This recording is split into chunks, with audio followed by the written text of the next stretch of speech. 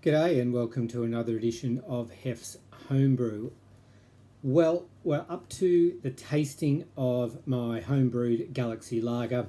Quick disclaimer, if you notice a little bit of variation in the way things appear throughout the course of this video, it is being filmed in multiple stages, so that's why.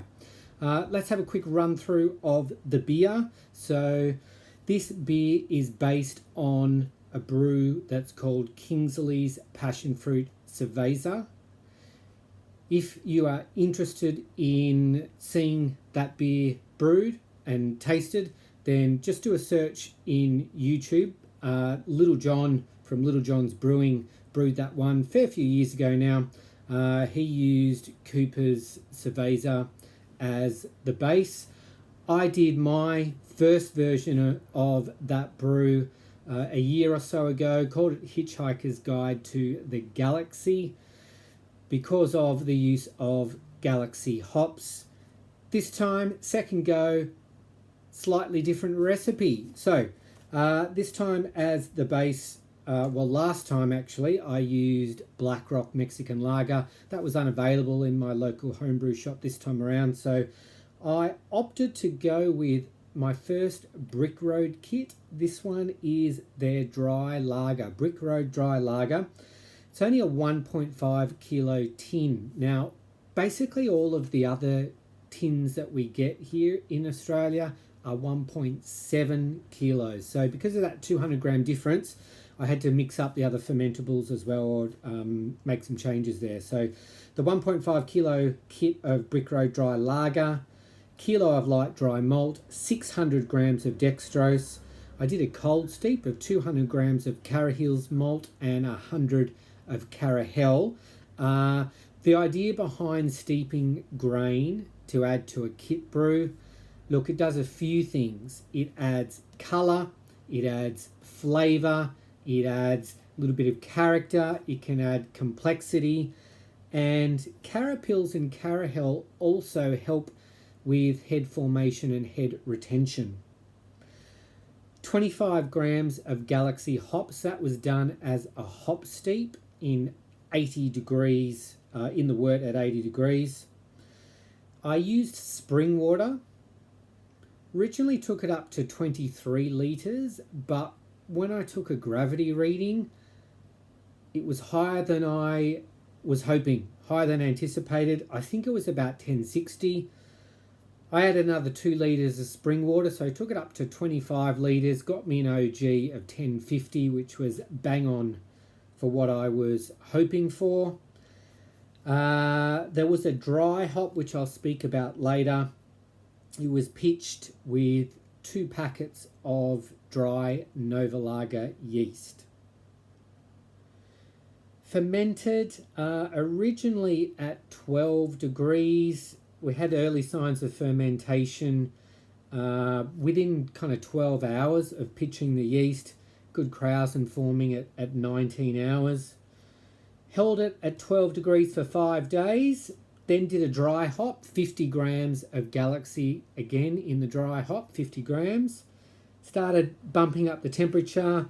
We had 24 hours at 14, 24 hours at 24 hours at 14 degrees. Then I had 3 days at 16 degrees.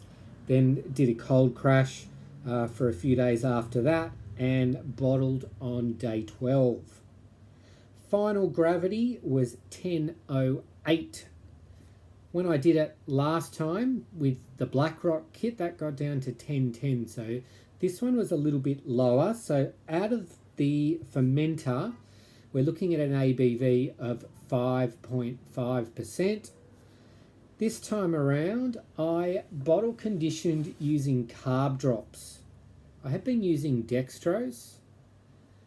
I found I liked using the dextrose. It's a little bit more fiddly. No doubt in my mind the carb drops are easier. Just chuck the 2 in and that's it. No measuring, no scooping, nothing like that.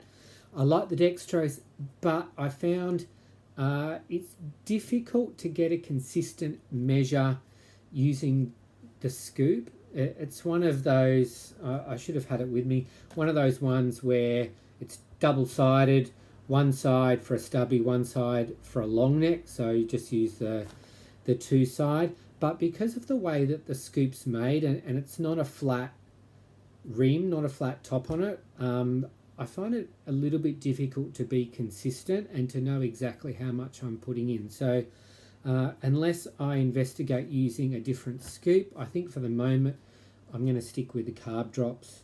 So with the bottle conditioning, you know, can add up to about 0.5%. So out of the bottle, we're looking at about 6% ABV.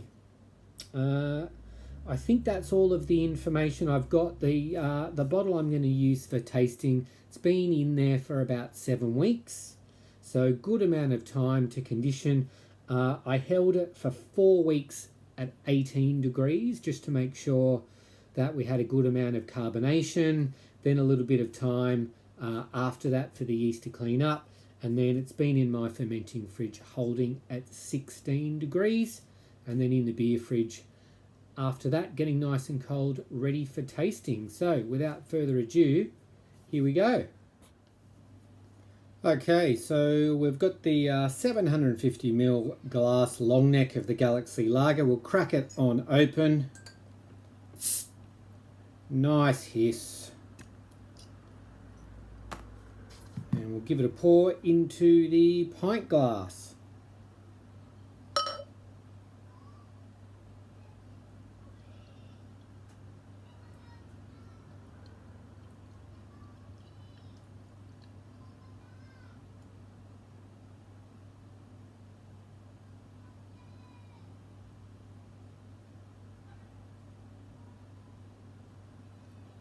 Okay, well carbonated as you can see. Let's stop there. All right. As always, it does look a touch darker on camera, but it is a beautiful golden colour. We've got lots of carbonation, plenty of bubbles streaming up there. Nucleated glass, yes, but well carbonated nonetheless. We've got a good 3 to 4 fingers of off-white head. The bubbles are kind of medium-sized. It's not a super tight, compact head. Hopefully, a little bit longer in the bottle, and that will tighten up. Let's get the aroma. Nice big hit of passion fruit from the Galaxy hops. Could smell it as soon as I took the cap off the bottle. Hard to get much else in the aroma apart from the hops. Maybe just a touch of sweet cereal type grain. Yeah. Hoppy. Let's give it a taste. Cheers.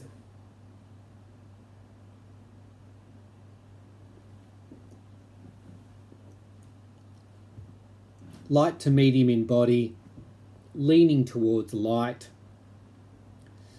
Not a whole lot of bitterness to speak of. It's quite a dry finish.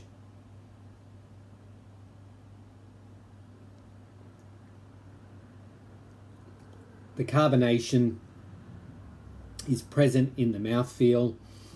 The flavour profile is dominated by the hops, just like the aroma. There's a very, very subtle hint of the grain of the malt there, but it's a big hit of Galaxy hops. If you're familiar with Galaxy, it's predominantly a passion fruit type flavour, a little bit of citrus, but fruity. So if you're in Australia and you've drunk Stone and Wood Pacific Ale, that uses 100% Galaxy hops. That's the type of flavour that you're getting in this. Stone and Wood Pacific Ale, not as hoppy as it used to be, if you know what I'm talking about, but yeah, still Galaxy.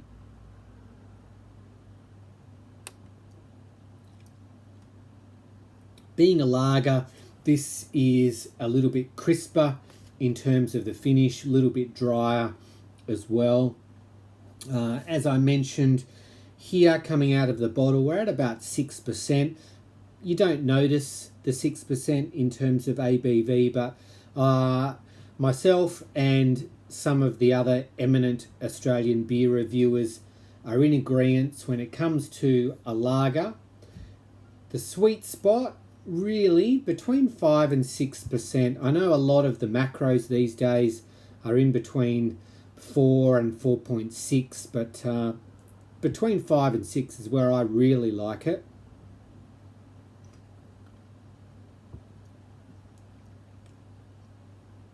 How does it compare to the last time I brewed it?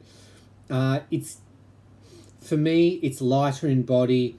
It's drier in terms of the finish.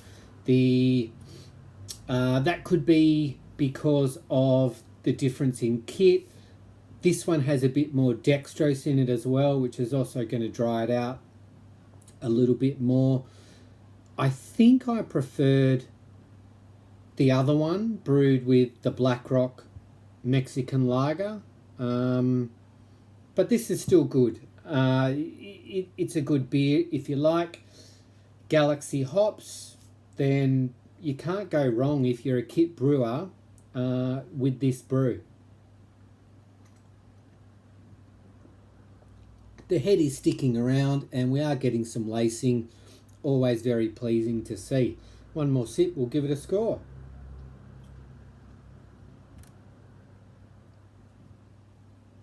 I'm still happy with this. It's 7 weeks in the bottle.